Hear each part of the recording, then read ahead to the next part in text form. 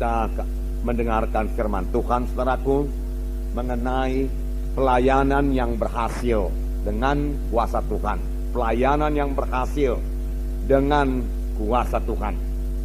Semua kita mau melayani dan semua kita mau berhasil dalam pelayanan.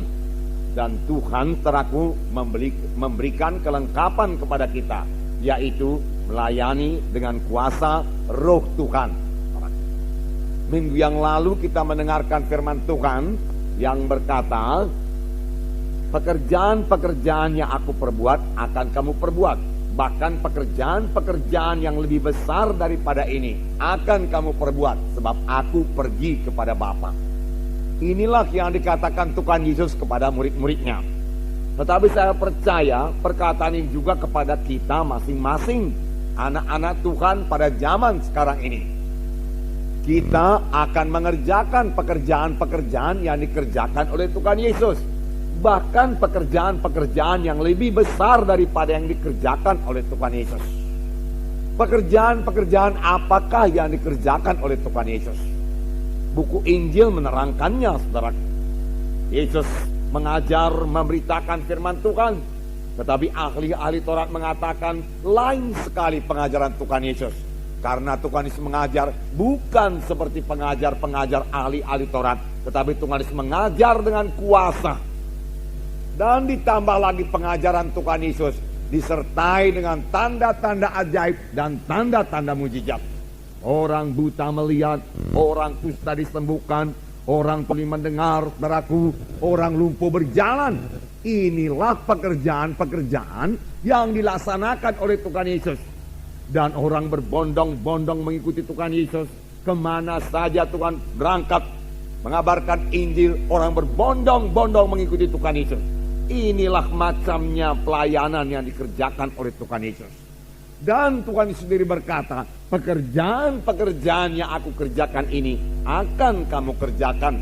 Bahkan pekerjaan yang lebih besar lagi daripada ini akan kamu kerjakan. Sebab aku pergi kepada Bapa. Saya yakin, saudaraku, maksud Tuhan Yesus, walaupun aku pergi kepada Bapa, aku mau pekerjaan-pekerjaan seperti ini tidak berhenti. Dan karena aku pergi kepada Bapa, kamulah yang melaksanakannya. Kamu melaksanakannya bukan dengan kekuatanmu sendiri, kamu melaksanakannya dengan kuasaku yang kuberikan kepadamu. Firman Tuhan berkata. Itu sebabnya, saudaraku, Tuhan Yesus berkata kepada murid-muridnya sebelum dia naik ke sorga, tunggulah di Yerusalem sampai kamu dilengkapi dengan kuasa dari mati. Karena Yohanes membaptis kamu dengan air, tetapi tidak lama lagi kamu akan dibaptis dengan Roh Kudus. Murid-murid tidak mengerti apa itu maksudnya baptis Roh Kudus. Dan mereka bertanya dengan pertanyaan teraku yang berasal daripada cara berpikir manusiawi. Tuhan, pada masa ini kan Engkau membangunkan kembali kerajaan bagi Bani Israel? Tuhan Yesus menjawab, bukan itu yang kumaksudkan. Bahkan engkau tidak perlu mengetahui masa dan ketikanya yang hanya diketahui Bapa di sorga. Tetapi kamu akan beroleh kuasa kelak. Kamu akan beroleh kuasa kelak apabila Roh Kudus turun ke atas kamu. Dan kamu akan menjadi saksi bagiku di Yerusalem, Yudea, Samaria, hingga sampai ke ujung bumi. Kamu akan beroleh kuasa. Tuhan mengendaki orang Kristen ini beroleh kuasa. Tuhan mengendaki orang Kristen ini lain dari yang lain, saudaraku. Tuhan memberikan kuasa kepada kita. Kuasa apakah ini, saudaraku? Yaitu kuasa Tuhan, kuasa Roh Kudus, saudaraku. Walaupun murid-murid Tuhan Yesus sudah 3,5 tahun lamanya diajari oleh Tuhan Yesus, Tuhan Yesus masih mengatakan kepada murid-murid ini, kamu perlu kuasa. Oleh sebab itu kamu jangan berangkat dulu menginjil. Kamu harus menginjil dengan kuasa. Kamu harus melayani dengan kuasa aku. Kamu harus kuurapi lebih dahulu dengan kuasa Roh Kudus. Barulah kamu jadi saksiku di Yerusalem, Yudea, Samaria, sehingga sampai ke ujung dunia ini. Saudaraku, kuasa Roh Kudus ini, kuasa Tuhan ini sudah tersedia bagi kita semuanya, saudaraku. Kita semua bisa melayani dengan dengan kuasa Tuhan. Dan ini memang kehendak Tuhan. Karena kalau kita melayani bukan dengan kuasa Tuhan, kita tidak akan berhasil. Minggu yang lalu kita dengarkan firman Tuhan, bahwasanya kuasa Tuhan ini tidak bisa digantikan dengan kuasa apapun juga. Kuasa Roh Kudus tidak bisa diganti dengan kuasa apapun juga, dengan metode apapun juga. Saudaraku, tidak bisa mengambil tempat kuasa Roh Kudus ini, saudaraku. Dan kalau kita melayani dengan kuasa Roh Kudus, kita akan beroleh hasil yang sama seperti yang diperoleh oleh Tuhan Yesus, seperti yang diperoleh oleh murid-murid, seperti yang dipunyai oleh sidang pertama, yang melayani dengan kuasa Roh Kudus. Hasilnya juga luar biasa. Kita akan membaca Kisah Rasul pasal 4, bagaimana sidang pertama yang berhasil melayani, dan mereka melayani dengan kuasa Tuhan. Kisah Rasul pasal 4 ayat 1 sampai 21. Mari kita membaca bersama-sama. Di sini kita melihat, saudaraku, pelayanan Petrus dan Yohanes dengan kuasa Tuhan, sehingga 5.000 orang bertobat, saudaraku. Dan ini menyebabkan, saudaraku, imam-imam besar, ahli-ahli Taurat, tua-tua orang Yahudi, saudaraku, marah semuanya dan melarang Petrus dan Yohanes untuk mengabarkan Injil. Tetapi dan Yohanes berkata, tidak mungkin bagi kami untuk berhenti mengabarkan Injil. Petrus dan Yohanes menang menghadapi tantangan-tantangan itu semua. Kita melihat pelayanannya yang berkuasa, pelayanan Petrus dan Yohanes yang berkuasa, karena diurapi oleh Roh Kudus.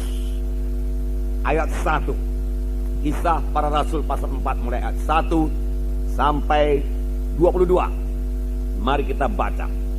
Ketika Petrus dan Yohanes sedang berbicara kepada orang banyak, mereka tiba-tiba didatangi imam-imam dan kepala pengawal bait Allah serta orang-orang Saduki. Orang-orang itu sangat marah karena mereka mengajar orang banyak dan memberitakan bahwa dalam Yesus ada kebangkitan dari antara orang mati. Mereka ditangkap dan diserahkan ke dalam tahanan sampai keesokan harinya, karena hari telah malam. Tetapi di antara orang yang mendengar ajaran itu, banyak yang menjadi percaya, sehingga jumlah mereka menjadi kira-kira 5.000 orang laki-laki. Pada keesokan harinya pemimpin-pemimpin Yahudi, serta tua-tua dan ahli-ahli Taurat mengadakan sidang di Yerusalem, dengan imam besar Hanas dan Kayafas, Yohanes dan Alexander, dan semua orang lain yang termasuk keturunan imam besar. Lalu Petrus dan Yohanes dihadapkan kepada sidang itu, dan mulai diperiksa dengan pertanyaan ini, dengan kuasa manakah atau dalam nama siapakah kamu bertindak demikian itu? Maka jawab Petrus penuh dengan Roh Kudus, hai pemimpin-pemimpin umat dan tua-tua, jika kami sekarang harus diperiksa karena suatu kebajikan kepada seorang sakit, dan harus menerangkan dengan kuasa manakah orang itu disembuhkan, maka ketahuilah oleh kamu sekalian dan oleh seluruh umat Israel, bahwa dalam nama Yesus Kristus orang Nazaret yang telah kamu salibkan, tetapi yang telah dibangkitkan Allah dari antara orang mati, maka oleh karena Yesus itulah orang ini berdiri dengan sehat sekarang di depan kamu. Yesus adalah batu yang dibuang oleh tukang-tukang bangunan, yaitu kamu sendiri. Namun ia telah menjadi batu penjuru, dan keselamatan tidak ada di dalam siapapun juga selain dalam Dia. Sebab di bawah kolong langit ini tidak ada nama lain yang diberikan kepada manusia yang olehnya kita dapat diselamatkan. Ketika sidang itu melihat keberanian Petrus dan Yohanes, dan mengetahui bahwa keduanya orang biasa yang tidak terpelajar, heranlah mereka, dan mereka mengenal keduanya sebagai pengikut Yesus. Tetapi karena mereka melihat orang yang disembuhkan itu berdiri di samping kedua rasul itu, mereka tidak dapat mengatakan apa-apa untuk membantahnya. Dan setelah mereka menyuruh rasul-rasul itu meninggalkan rumah sidang, berundinglah mereka dan berkata, tindakan apakah yang harus kita ambil terhadap orang-orang ini? Sebab bahwa mereka telah mengadakan suatu mujizat yang menyolok, dan kita tidak dapat menyangkalnya.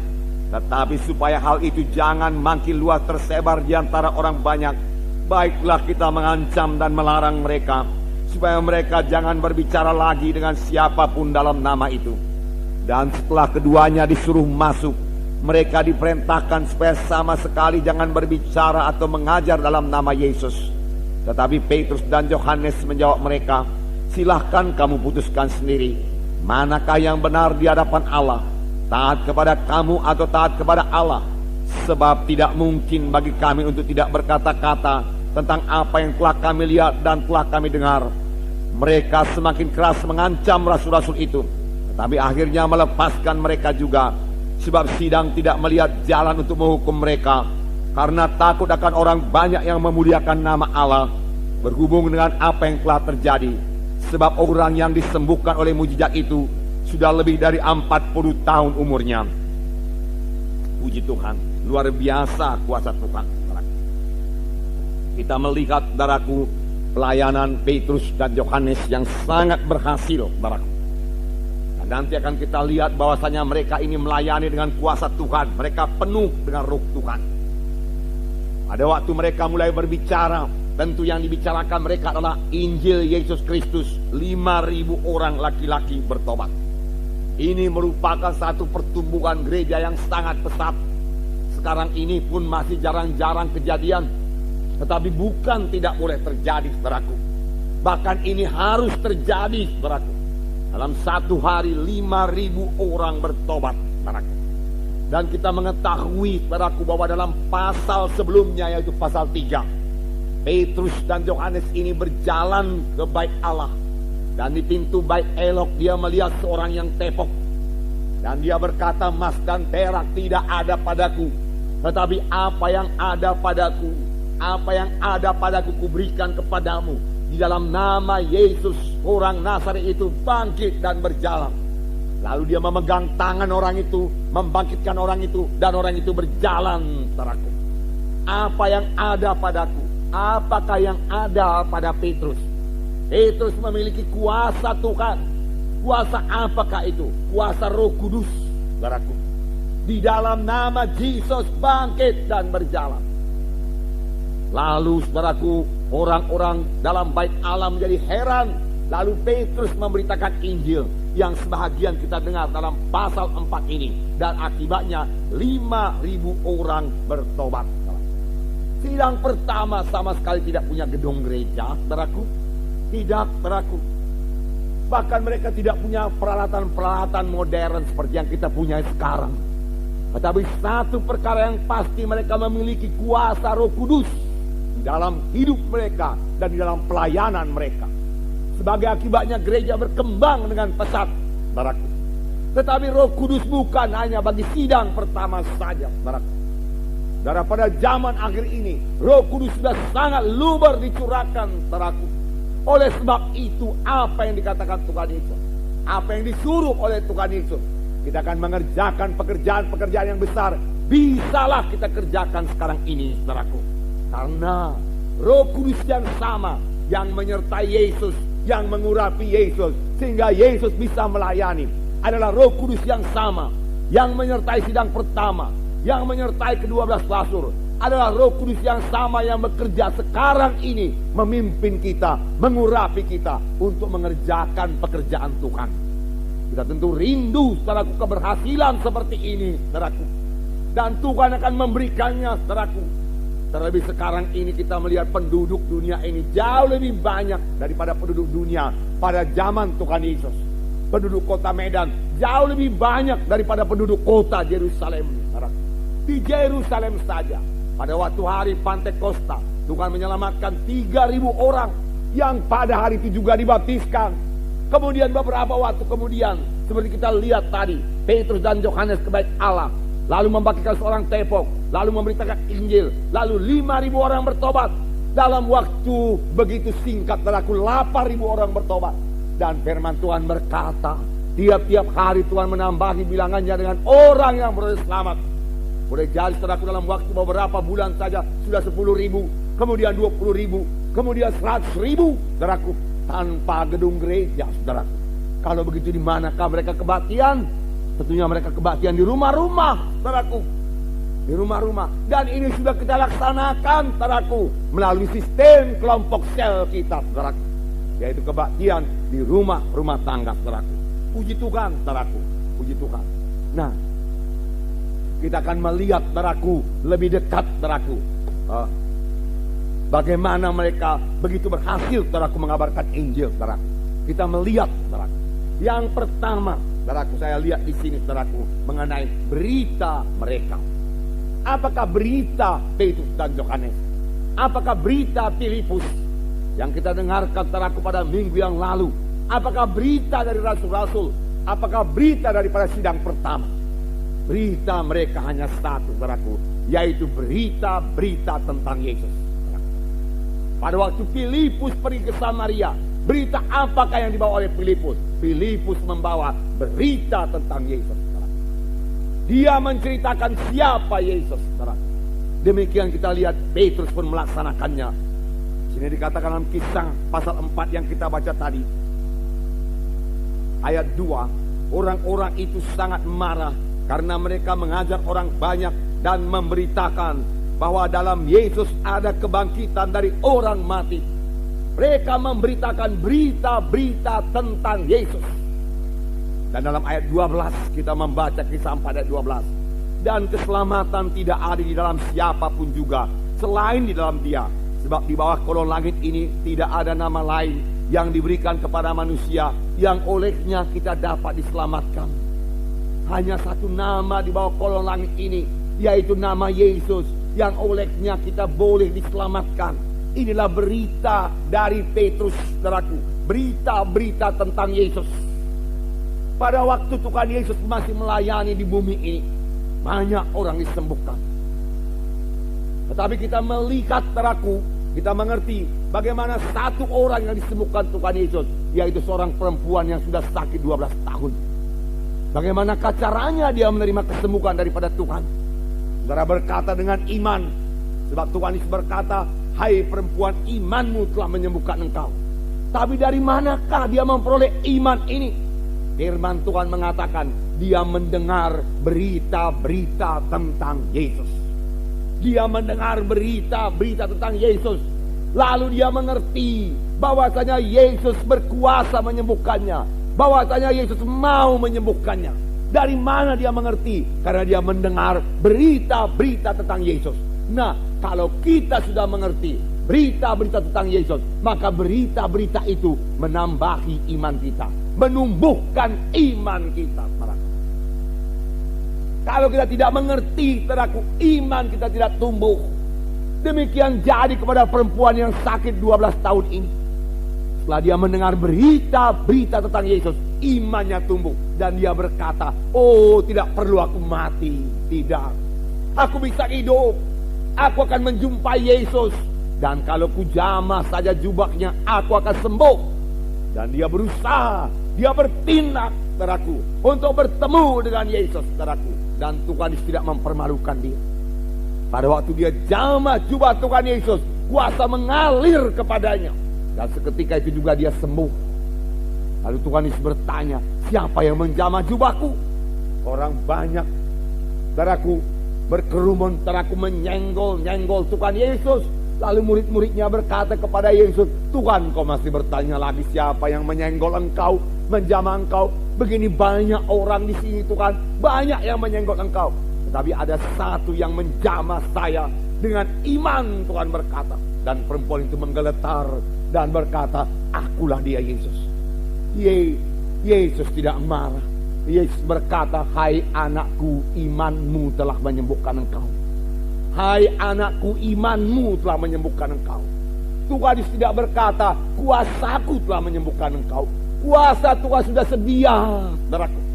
Sekarang ini juga kuasa Tuhan sudah sedia. Kesembuhan sudah sedia, saudaraku. Saudara hanya perlu menerimanya dengan iman. Itu sebabnya saudara perlu mendengar berita-berita tentang Yesus. Itu sebabnya kita perlu mendengar firman Tuhan yang benar dan berkuasa. Sebab dari firman Tuhan yang benar itu, kita lalu mengerti kehendak Tuhan. Kalau kita sudah mengerti kehendak Tuhan, itulah yang menumbuhkan iman kita. Dan dengan iman kita boleh menerima apa saja yang dijanjikan Tuhan. Saudara percaya, lalu praktekkan iman saudara.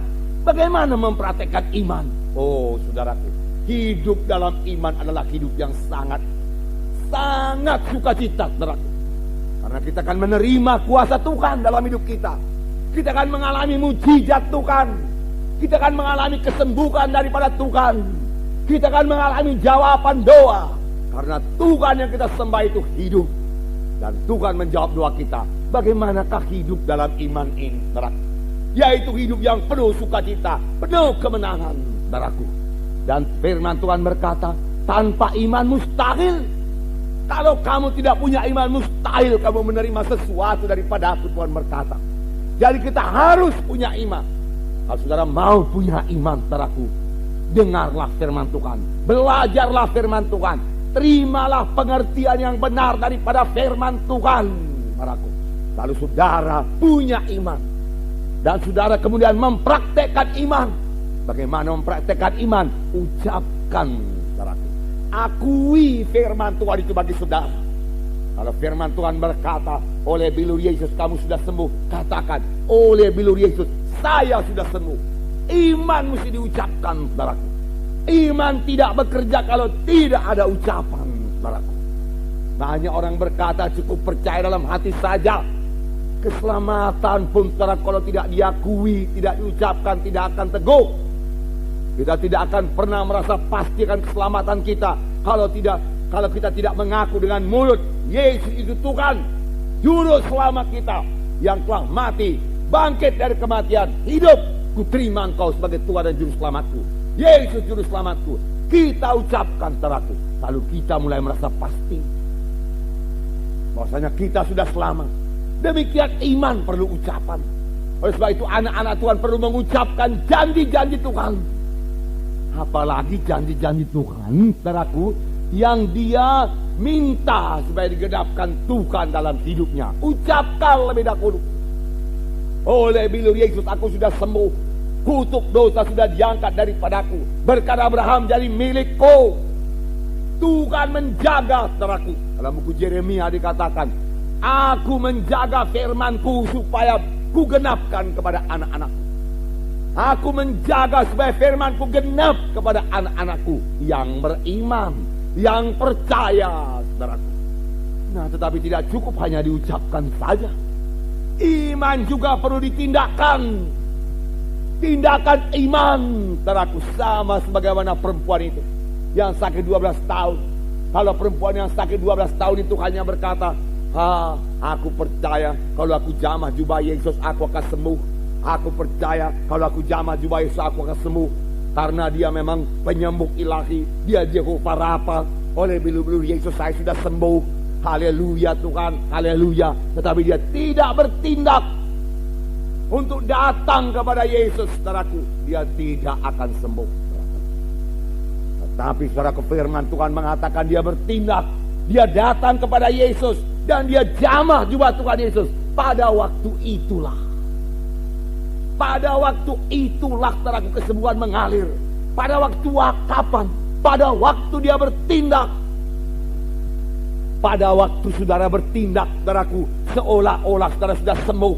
Saudara bangkit daripada tempat tidur, mempersiapkan diri saudara berangkat kebaktian, atau apakah itu kebaktian doa kita, doa syafaat atau SKS atau kebaktian minggu, saudaraku. Kerap kali pada waktu itulah kuasa Tuhan mengalir menyembuhkan kita, saudaraku. Beberapa kali saya bangkit dari tempat tidur dalam keadaan lemah, saudaraku. Tapi saya tahu saya tidak akan dipermalukan Tuhan. Saya bangkit, saudaraku. Kadang-kadang di tengah jalan menuju tempat kebaktian saya sembuh, saudaraku. Kadang-kadang di tengah jalan belum sembuh, saudaraku. Kadang-kadang sampai di gereja pun belum sembuh. Tetapi pada waktu saya naik ke podium, saudaraku, untuk memberitakan Injil, itu sudah disembuhkan Tuhan, saudaraku. Saudara, tapi saya tetap percaya. Setelah percaya, bertindak, saudaraku, bertindak. Lalu kita hidup dalam iman. Itu satu hidup yang indah. Dan Tuhan tidak akan pernah mengecewakan kita. Haleluya, saudara. Nah, puji Tuhan, saudaraku, puji Tuhan. Saudaraku yang kasih dalam nama Yesus. Yesus mau, saudaraku, menyembuhkan kita. Yesus suka kita sehat, saudaraku. Yesus memiliki cukup kuasa untuk menyembuhkan kita. Bahkan kesembuhan sudah sedia. Seorang yang sakit kusta, datang kepada Yesus berseru, "Oh Yesus, anak Daud, jikalau engkau mau, engkau sanggup menyembuhkan aku. Cukup kuasa-Mu Tuhan untuk menyembuhkan aku. Tapi maukah engkau Tuhan menyembuhkan aku yang sakit kusta ini? Maukah engkau menyembuhkan aku orang berdosa ini?"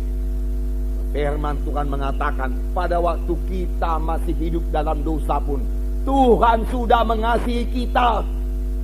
Tuhan mengasihi orang kusta itu pada waktu dia hidup dalam dosa. Oleh sebab itu saya pikir-pikir, saudaraku, kalau dulu pun pada waktu saya ini masih hidup dalam dosa, yang berarti berontak kepada Tuhan, melawan Tuhan, Tuhan sudah mengasihi saya. Apalagi sekarang saya sudah bertobat, sudah jadi anak-anak Tuhan, Tuhan tentu lebih lagi mengasihi kita. Amin, saudara. Bahkan Tuhan mempunyai maksud yang indah dalam hidup kita. Yesus segera menjawab, saudaraku, kepada orang yang sakit kusta itu, "Aku mau, anakku." Dan Tuhan bukan hanya sekedar mengucapkan perkataan saja, dia mengulurkan tangannya dengan kasih. Dan firman Tuhan berkata, ketika Yesus mendengar orang kusta itu, hatinya tergerak oleh belas kasihan. Inilah dia akibat dosa. Manusia ini menjadi rusak. Tapi Yesus datang untuk merusakkan pekerjaan-pekerjaan setan. Oleh sebab itu hati Yesus tergerak oleh belas kasihan. Inilah jiwa-jiwa anak Abraham, keturunan Abraham, yang dikuasai dosa, dikuasai kutuk dosa. Aku datang menyembuhkannya. Dan sampai sekarang Yesus belum berubah. Dia mengulurkan tangannya dan dia menyembuhkan orang yang sakit kusta itu. Puji Tuhan. Apakah Yesus sudah berhenti melayani seperti ini, saudaraku? Tidak, saudaraku. Firman Tuhan berkata, adapun Yesus Kristus tidak berubah, baik hari ini, kelemarin, sampai selama-lamanya. Sampai selama-lamanya. Hari ini dia tidak berubah, saudaraku. Saudara boleh menerima kesembuhan. Percayai kesembuhan saudara. Jangan bergantung pada perasaan saudara. Yesus tabib, Yesus Jehovah Rafa. Saudaraku, sebenarnya pun di dalam keselamatan sudah termasuk kesembuhan tubuh. Di dalam penebusan, pada waktu Tuhan Yesus disalib, di kayu salib, di Golgota, saudaraku, saudara, bukankah dia dicambuk lebih dahulu sehingga berbilur-bilur semua punggung Yesus? Dan firman Tuhan berkata, oleh bilur-bilurnya kamu sudah sembuh. Sudah sembuh. Past tense, saudaraku. Kamu telah sembuh. Lalu kemudian Tuhan Yesus, saudaraku, diberi mahkota duri, dibawa ke kayu salib di Golgota, kemudian tangan dan kaki dipaku, lalu dia mati di kayu salib, darahnya tercurah, saudaraku. Dan Tuhan Yesus berkata, sudah genap. Bukankah sudah genap itu berarti bahwasanya semua dosa kita, saudaraku, sudah genap ditebus oleh Tuhan Yesus? Sudah genap itu juga berarti bahwasanya semua penyakit kita, kutuk dosa, sudah diangkat oleh Tuhan Yesus. Dan kalau Tuhan sudah mengangkatnya, mengapa kita harus mengangkatnya lagi? Saudaraku, percayailah, berimanlah buat kesembuhan saudara. Berimanlah, saudaraku, buat kebebasan saudara daripada kutuk dosa. Dan mulai satu hidup baru, hidup yang berkemenangan, hidup yang berkuasa, penuh dengan Roh Kudus, saudaraku. Itulah kehendak Tuhan bagi anak-anaknya, saudaraku. Nah, saudaraku, yang kekasih dalam nama Yesus, itulah berita-berita tentang Yesus. Berita-berita tentang Yesus, saudaraku. Berita tentang Yesus. Perempuan yang sakit 12 tahun ini sembuh. Dia sangat bersuka cita. Memang kesembuhan itu membuat kita sangat bersuka cita. Saya percaya bukan saya saja yang sudah disembuhkan Tuhan. Rata-rata kita sudah mengalami kesembuhan daripada Tuhan, saudara. Tetapi biarlah kita ingat bahwasanya di luaran sana masih banyak orang yang belum sembuh. Masih banyak orang yang membutuhkan kesembuhan dari Tuhan.